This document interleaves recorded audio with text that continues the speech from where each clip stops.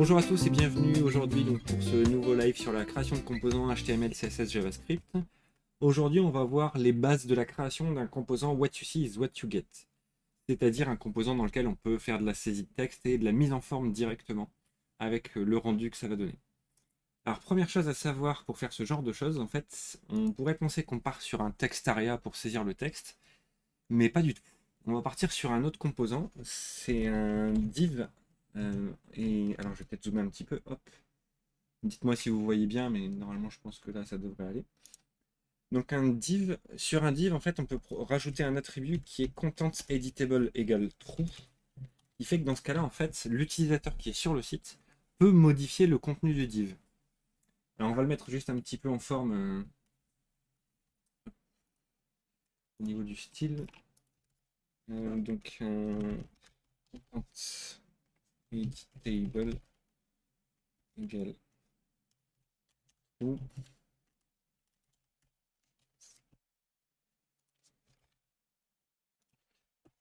Un pix.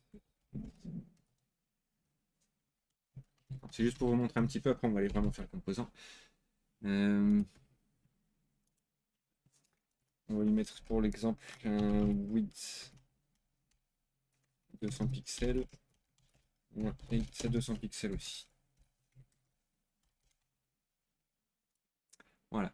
Donc si je reprends ma page ici avec le content editable que je viens de faire, on a donc le div qui apparaît ici qui fait 200 pixels par 200 pixels. Et en fait, je peux cliquer ici et saisir du texte.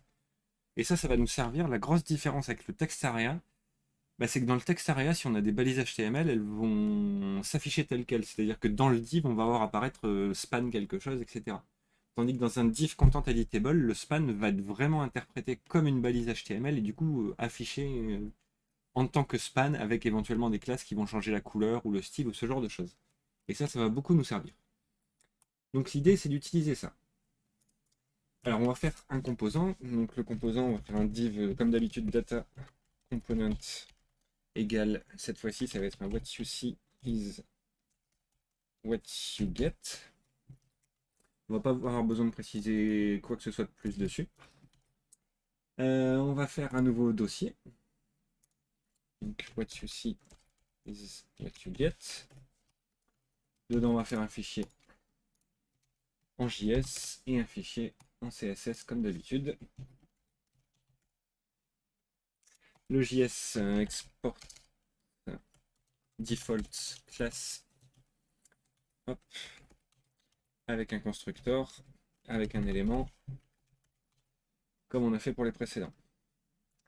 Au niveau du component, ici, on va rajouter donc une case pour le data component, avec toujours le what you see is what you get, et on va le charger.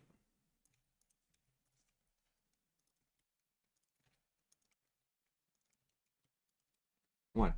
Alors comme d'habitude, hein, pour ceux qui ont des questions, n'hésitez pas à les poser. Je réponds au fur et à mesure de la présentation. Il ne faut surtout pas hésiter. Hop. Et donc je vais faire ce composant-là. Dans le composant, l'idée déjà c'est d'avoir un template avec un div content editable et des boutons. Alors j'en ai déjà préparé un, je ne vais pas le refaire ligne par ligne parce que ça peut prendre du temps alors que ça n'a pas vraiment d'intérêt, c'est juste du HTML. Donc je vais le copier-coller, je vais vous montrer un petit peu ce que ça donne. Hop, hop, voilà. Donc c'est simplement hop, dans le data component, on va faire un div class editor pour l'éditeur.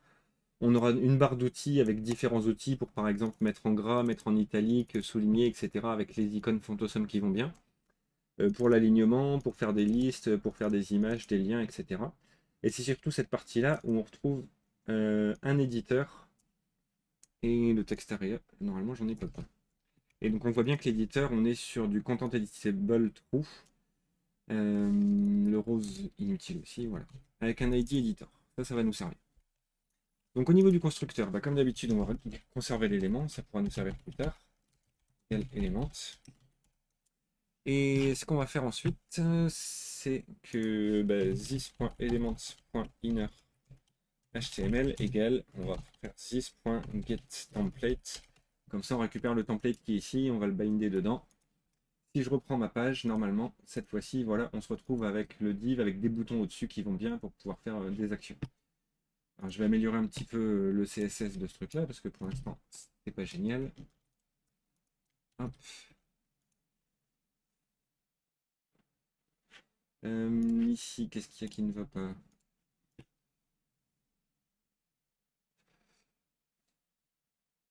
Le tools, je vais le mettre en display flex. Donc, au niveau du tools ici, on a plusieurs barres de boutons, donc je vais faire tools display flex avec un flex direction row pour que ça s'affiche bien en ligne. Et ça ne fonctionne pas. Ah oui, le fichier n'est pas chargé. Au niveau de l'index, lui on en a plus besoin. Hop, hop, voilà. Voilà, on a bien tous nos éléments qui apparaissent sur la même ligne. Le content editable, tant que j'y suis, je vais l'agrandir un petit peu. Hop. Voilà. Et le point editor, je vais y mettre un margin. Ça évitera qu'il soit collé au bord de la fenêtre. Voilà. Donc on retrouve bien quelque chose qui peut ressembler à ce qu'on veut à peu près. On a juste peut-être deux boutons qui manquent ici. Le button.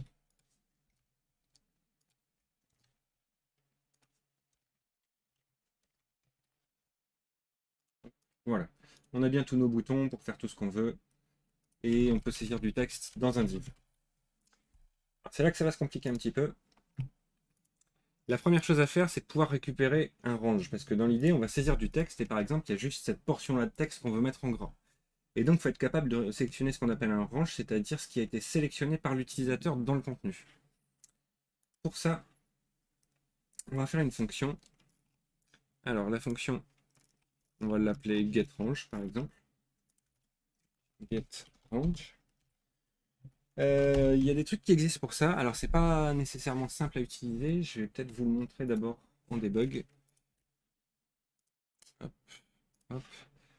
Là, par exemple, je saisis un texte sur deux lignes. Je sélectionne cette partie-là. En fait, je peux faire dans un premier temps un document.getSelection.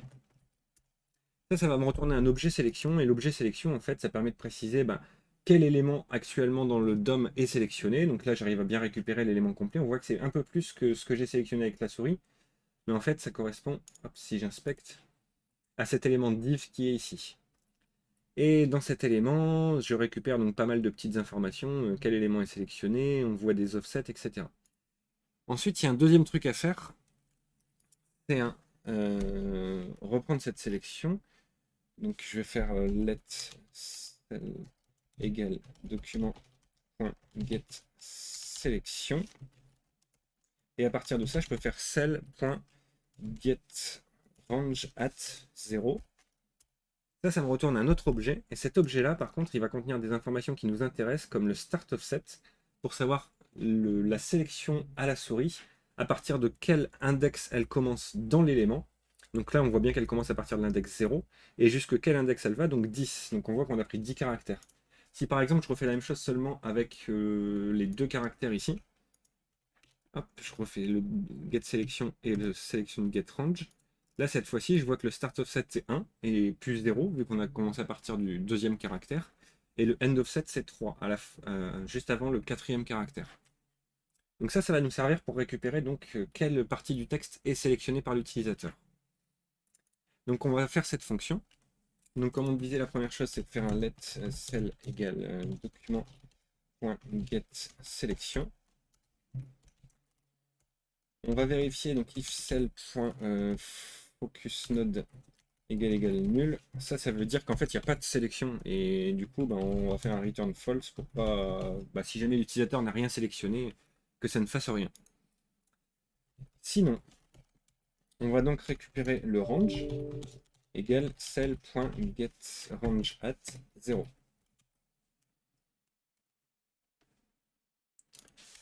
Le range at, on peut préciser d'autres choses, c'est si jamais il y a des sélections multiples pour savoir lequel on veut récupérer, mais on va éviter de traiter les sélections multiples, c'est un peu plus complexe encore. Ensuite, ce qu'il faut vérifier, c'est est-ce que l'utilisateur a bien sélectionné à l'intérieur de mon éditeur? Parce que s'il a sélectionné en dehors de l'éditeur, je ne vais pas commencer à modifier des choses en dehors.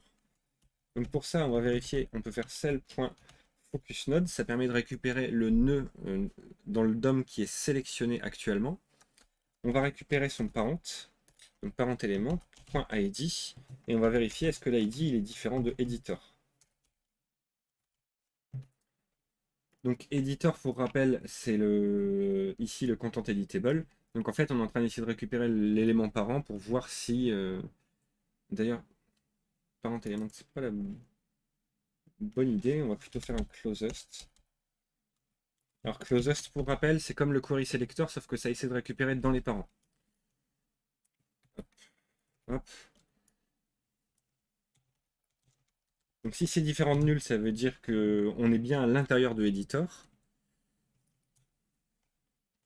Alors d'ailleurs, on va plutôt mettre un égal égal nul. Et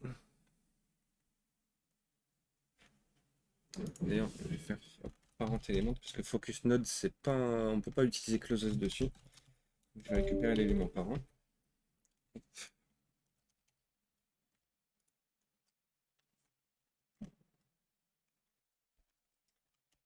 Hop. Dans ce cas-là, on va faire un return false aussi. Comme ça, on ne fera pas de traitement parce que ça veut dire qu'on a sélectionné en dehors de l'éditeur. Et sinon, à ce moment-là, on va retourner un objet anonyme où on va mettre un ensemble d'informations. Donc on va mettre par exemple before qui devrait représenter le texte avant la sélection. Alors pour ça, il suffit de récupérer le range. .start container, donc c'est le conteneur du range actuel. .text content, du coup on récupère tout le texte qui est dans le conteneur dans lequel on a une sélection. Et on va faire un point substring qui va nous permettre de découper, donc à partir du début du conteneur jusque range.startOffset, c'est-à-dire le début de la sélection. Donc ça va récupérer, donc si je reprends un petit peu ici sur la page, j'ai une erreur de syntaxe. Oui, j'ai mis un point virgule en trop ici. Si par exemple je mets un texte comme ça, un deuxième texte comme ça, ici je fais la sélection. Donc la ligne ici, range, c'est ma sélection. Start conteneur, c'est le conteneur complet. Text content, du coup, c'est le contenu qui est à l'intérieur de ce conteneur. Et le substring, du coup, on va récupérer à partir du premier caractère ici, jusqu'au start offset, c'est-à-dire ce caractère ici, le premier sélectionné. Donc en fait, on va récupérer tout ce texte qui est avant la sélection dans l'élément dans lequel on est en train de sélectionner. On va faire la même chose pour le after. L'idée, c'est de récupérer le contenu qui se trouve après le contenu sélectionné. Donc range.startContent.textContent.substring. Et cette fois-ci, on va juste faire range.endOffset. Du coup, ça va commencer à récupérer à partir du endOffset, c'est-à-dire la fin de la sélection, jusque la fin de la chaîne, vu qu'on ne précise pas de deuxième paramètre pour dire où on s'arrête. On va aussi récupérer le contenu en lui-même qui a été sélectionné. Donc range.startConteneur.textContent, c'est toujours la même chose. .substring.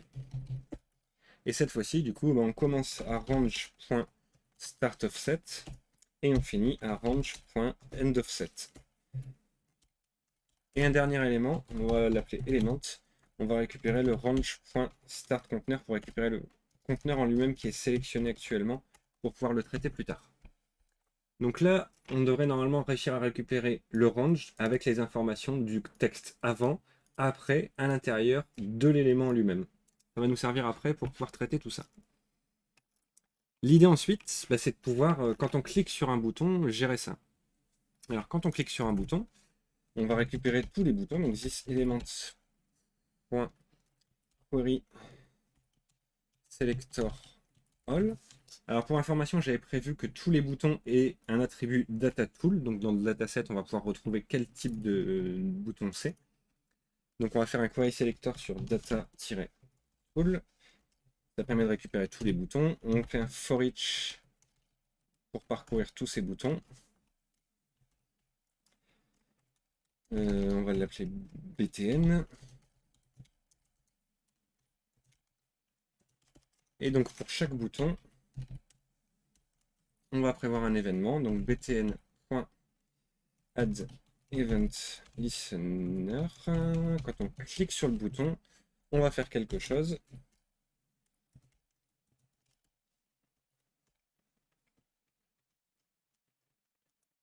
Hop. Alors première chose, on va récupérer le range. Donc on va faire un let range égale this.getRange. Donc la fonction qu'on vient de faire juste avant qui va nous permettre de récupérer le range de la sélection. Et ensuite, on va générer le contenu. Donc let content égale, on va faire une nouvelle fonction generate content dans lequel on va lui passer donc le btn et le range.content. On va s'occuper de cette fonction, donc generate content, qui va elle générer le nouveau contenu par rapport à ça. Donc generate content, on a besoin de deux paramètres. On a besoin de savoir quel outil a été utilisé, parce qu'il va générer un contenu différent selon le type d'outil. Et on a besoin de savoir le contenu qui est sélectionné aussi pour mettre ce contenu à l'intérieur de ce qu'on veut générer. Ce qu'on va faire, c'est un switch. Ça va nous servir parce que là, on a déjà pas mal d'outils, mais potentiellement, on pourra en avoir beaucoup plus. Et on va essayer de traiter ça en mode module pour vraiment séparer chaque outil et vraiment avoir chaque traitement indépendant les uns des autres. Donc on récupère le tool.dataset.type. Alors pour information, le type, c'est ce qu'il y a ici. Donc on va savoir si on veut faire par exemple un outil qui fait du style, un outil qui fait de l'alignement, un outil qui traite des listes, des images ou des liens. Donc on a un ensemble de case. Alors case, on a style. On a quoi d'autre? Donc on a dit on a aligne. On va avoir liste, image et link. Et en fonction de ces outils, du coup on va créer des nouveaux outils. Donc on va faire un nouveau dossier ici. On va l'appeler tools par exemple.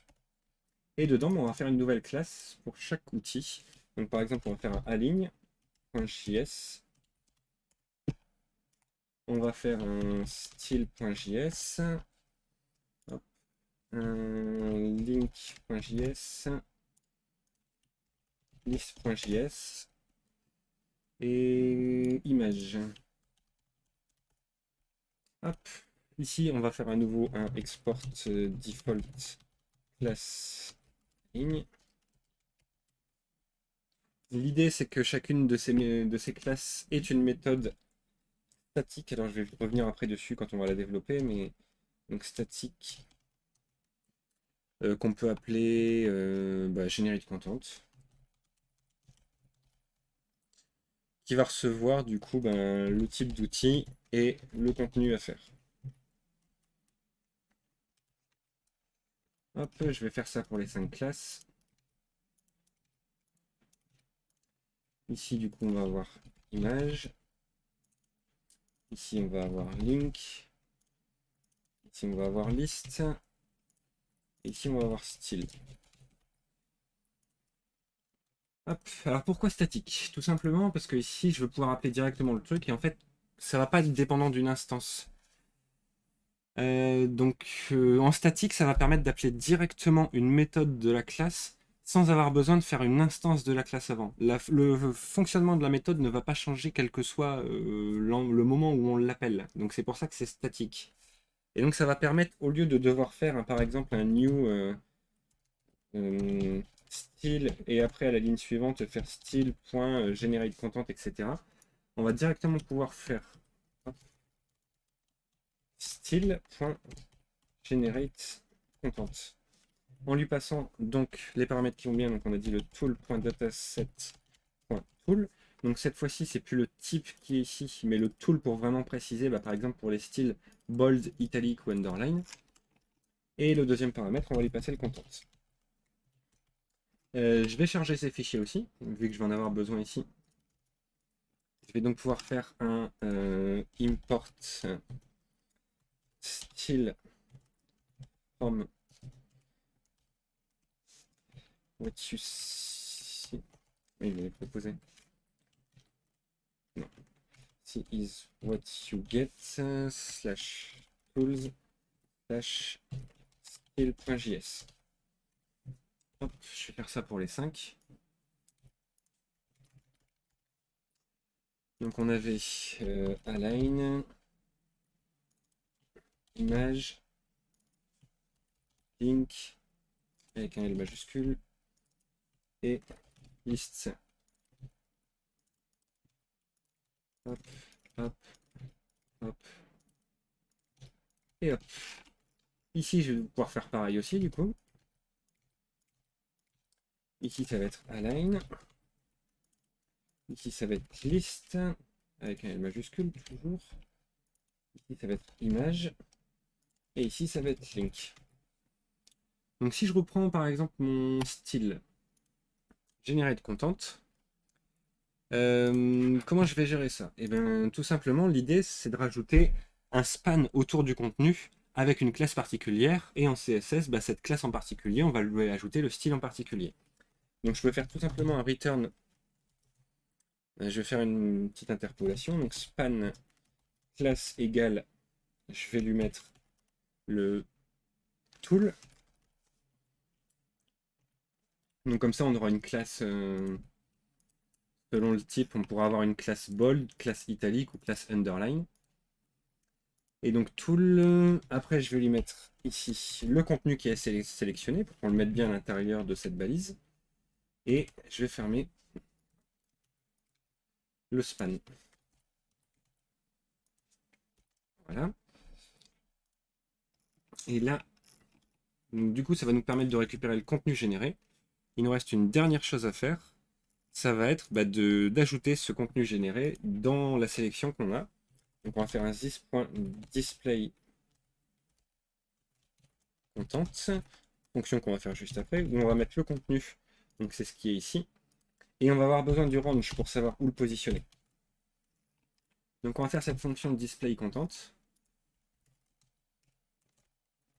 dans laquelle on a le content et le range. Et cette fonction display content, alors la première chose à vérifier, c'est est-ce qu'on a un range, parce que je vous rappelle, au niveau du range, ici, on peut avoir un return false qui fait que dans ce cas-là, on ne va rien modifier. Donc if range, if not range,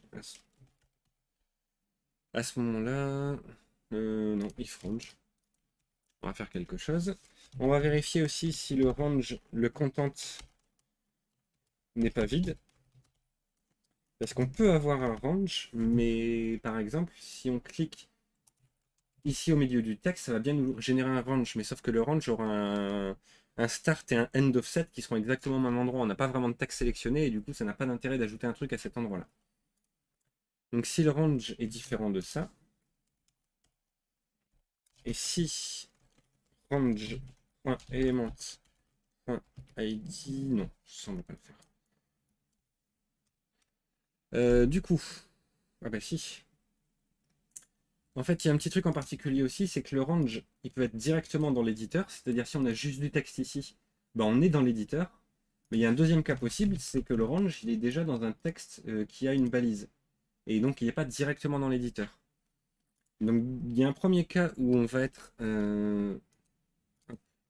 if range.element.id égale editor. À ce moment-là, on est directement dans l'éditeur. Et dans ce cas-là, il faut qu'on fasse quelque chose. Alors, il y a une petite nuance entre les deux. C'est pour ça que je le fais. Dans ce cas-là, on fait range.element.innerhtml égale range.before plus content plus range.after. Pour rappel, donc le range before c'est le texte qui est avant la sélection, le range after c'est le texte qui est après la sélection, le range element c'est l'élément complet de ce qui est sélectionné, et c'est pour ça qu'on peut avoir donc un élément à l'intérieur ou on peut avoir l'éditeur aussi. Et le contenu, le content, bah, c'est le contenu qu'on va afficher qui a été généré par cette méthode-là. Et on a un deuxième cas du coup dans le cas où on n'est pas dans l'éditeur, où là on ne peut pas faire en fait inner HTML parce que potentiellement l'élément peut être du texte. Et si c'est du texte, on n'a pas de propriété inner HTML directement sur du texte. Et donc dans ce cas-là, en fait, il faut faire range.element.parentNode pour récupérer le nœud parent, qui lui est bien un nœud du DOM, qui lui a une propriété inner HTML. en fait, pour vous préciser ça, là par exemple, si je sélectionne du texte, si je fais clic droit inspecter, on voit que le texte est dans une div. Si je sélectionne le texte, le range, en fait, il va me retourner le inner text, donc cet élément qui est à l'intérieur. Et le parent node, il va me retourner le div qui englobe le inner text. Donc c'est pour ça que je rajoute cette ligne-là, donc .innerHTML égale, et on va mettre exactement la même chose. Alors il nous reste une petite chose à faire, c'est de préciser un peu qu'est-ce qu'on veut faire en fonction des différents styles. Donc pour rappel, on avait bold, italic et underline. On va reprendre ce truc-là. Donc si on a par exemple un dièse editor.bold, on va faire un font-weight bold. Si on a un editor.italic, on va faire un font-style de point italique. On va tester un petit peu ça. Donc là, par exemple, je vais taper un texte. Bonjour, bienvenue sur le test du What you see is what you get. Je vais sélectionner le texte bonjour, je vais essayer de le mettre en gras. Et là, ça ne fonctionne pas. Alors, je vais essayer de voir pourquoi. Je vais essayer sur un texte en dessous, il y a peut-être un bug avec le premier texte. Non. Au niveau des sources, je vais aller débugger un petit peu tout ça. On va voir quand je clique sur le bouton, est-ce que ça se passe bien. Alors quand je clique sur le bouton, déjà, il y a le range qui est récupéré, donc le range, il est à false. C'est ça qui pose souci. Je vais essayer de voir pourquoi. Hop, on va aller voir à l'intérieur. Le focus node, il est bien défini, donc ça c'est bon. On récupère le range. Le range, on a bien le start offset et le end offset. Et le parent element, closest editor, nul.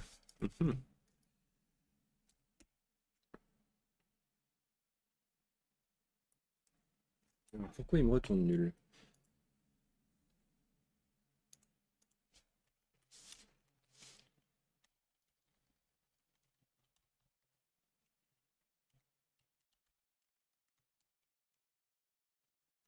Ah, mais oui. J'ai oublié le dièse tout simplement. Ou le. Non, c'est un point plutôt sur celui-là. C'est une classe. Donc c'est bien parent element. Et j'ai oublié le point pour préciser une classe dans le sélecteur CSS. Je retourne ici. Donc on était sur le getRange closest point editor. J'ai perdu mon texte. Je vais copier le texte après pour pas le retaper à chaque fois non plus. Bienvenue sur ce test. Ceci is what you get.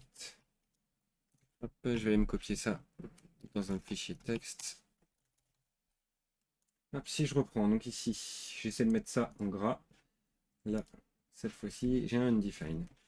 Hop, je vais reprendre, je vais essayer de voir ce qui ne fonctionne pas. Il doit y avoir un petit détail quelque part. J'ai pas du tout testé au fur et à mesure, donc... Zut.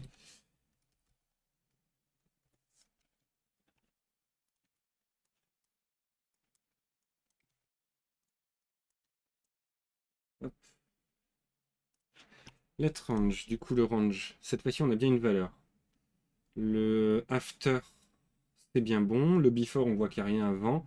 Et le content, c'est bien le contenu que j'ai sélectionné. Et l'élément, c'est bien le texte. Du coup, si je fais générique content, ici, on passe dans le switch. Le type, c'est style. Du coup, on devrait passer dans le style. Dans le style, on lui passe bold. C'est bien le bouton bold sur lequel j'ai cliqué. On lui passe le contenu, c'est ça que je veux modifier. À l'intérieur, on génère ça. Donc, du coup, ça devrait nous générer... Hop, un contenu. Et j'ai pas fait de return. C'est pour ça qu'il y a un problème. Ici, on génère le contenu, je ne le retourne pas. Donc, je vais rajouter des returns devant chacun pour bien qu'il retourne le contenu qui a été généré. Dans ce cas-là, les breaks sont inutiles, étant donné qu'on fait un return, la suite ne va pas s'exécuter. Hop, je reprends. Je reprends mon petit texte d'exemple. Je sélectionne, je clique sur gras. Hop, cette fois-ci, le contenu, j'ai bien mon span bold autour de bienvenue sur, donc le contenu qui est sélectionné. Si je fais continuer, voilà, là ça y est, ça fonctionne. J'ai réussi à mettre un texte en gras. Je vais en sélectionner un autre, je vais essayer en italique. Il m'a supprimé le reste. C'est étonnant. Mais il a bien réussi à le mettre en italique. Alors, je vais prendre mon contenu d'origine. Donc là, on retrouve bien le contenu d'origine. Si je sélectionne ça et que je le mets en gras, ça fonctionne. Si je sélectionne ça et que je le mets en italique, mon range, du coup, ah, il m'a pas pris la suite. L'élément texte, c'est juste ça, donc il y a peut-être une petite erreur au niveau du replace ici. Range.element, du coup, ça représente bien cet élément-là. Et le parent node, ah, ça représente tout l'élément, c'est pour ça qu'on a un souci. Si j'essaie de le supprimer, ça ne fonctionne plus.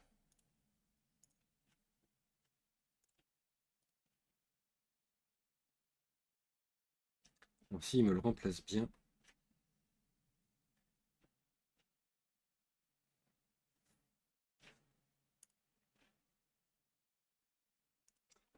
alors, pourquoi il veut pas?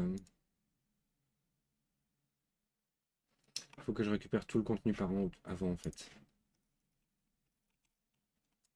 Donc ici, il ne faut pas que je fasse ça, mais que je fasse parent node index content. Hop, hop, hop.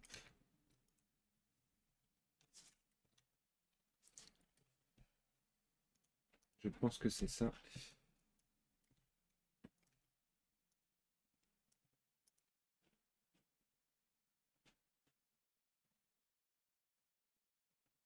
Non, ça va poser des soucis tout ça.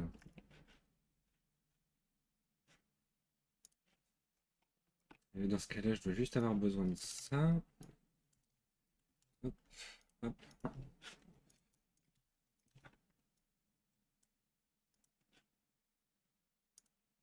Ok, ça a l'air mieux. Ok. Alors, ça a supprimé le gras. Ouais, il y a encore des petits soucis. Bonne journée, Antoine. Bon, on ne doit pas en être loin. Faudrait que je vois un peu plus dans le détail des calculs, etc. Mais là, vous voyez qu'au final, on a réussi sur un contenu directement à ajouter des éléments.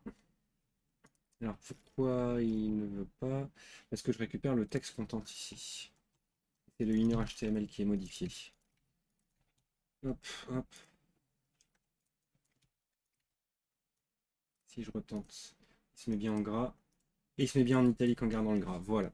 Là, j'ai réussi à le faire fonctionner. Donc là, on a bien un texte qu'on arrive à modifier, qu'on peut mettre en forme comme on veut. Ce qui reste à faire derrière, bah, au final, c'est juste créer d'autres éléments. Là, pour l'instant, j'ai juste fait les tools pour le style. Je peux rajouter un style italique, souligné. Donc c'était editor.underline, texte décoration underline.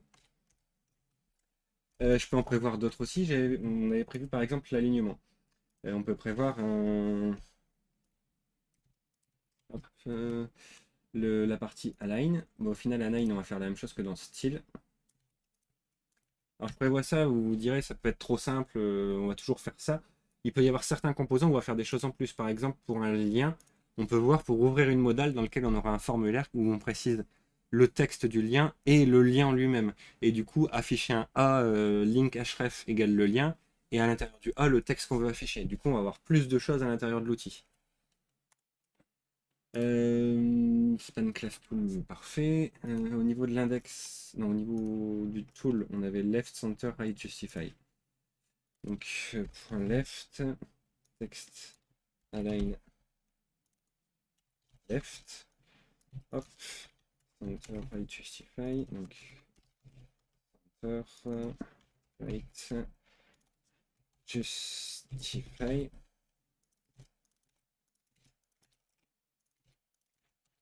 Hop. Si je reprends mon exemple, là par exemple, je peux sélectionner ça et faire aligner à droite, et il me l'aligne pas à droite. Pourtant, il y a bien le text line. C'est peut-être parce qu'on est dans un span. Ouais, c'est à cause du span.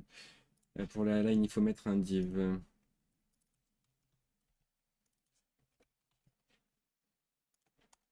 Hop, je reprends. Ici, celui-là, par exemple, je veux l'aligner à droite. Bah, j'arrive à l'aligner à droite. Si je veux le centrer, bah, j'arrive à le centrer. Ça, je veux le mettre en gras, ça se met en gras. Voilà, je peux faire plein de choses comme ça. Et après, ben, l'idée c'est de pouvoir créer plein de boutons et on peut faire plein de boutons personnalisés au final. On a le composant de base qui nous permet de sélectionner du texte et d'appliquer quelque chose par rapport à ce texte sélectionné. La seule chose à faire en plus derrière, c'est de faire des outils, des tools qu'on fait à part, qu'on a géré du coup tous en mode module pour pouvoir les charger ici. Et bah, chaque outil aura sa propre fonctionnalité qui va nous permettre de faire une modification précise dans le champ dans lequel on saisit et qu'on veut mettre en forme.